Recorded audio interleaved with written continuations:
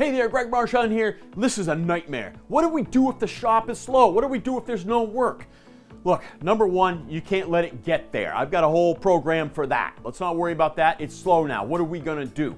We are going to focus on follow-up phone calls. We're going to focus on those customers in our system that have deferred work from a previous courtesy inspection. Number one, create yourself a follow-up program and execute on that follow-up program. That's number one. Number two, you're going to focus on what I call your lost customers. Create a list of every customer that you have not seen for at least 18 months and pick customers, 5-10 customers a day. Call them yourself. Find out why you haven't seen them. Statistically, there's probably maintenance or repairs that they need to get done now, so book them an appointment today. Lastly, encourage your technicians to make sure they're looking over every vehicle thoroughly. Encourage your service counter to ask for the sale.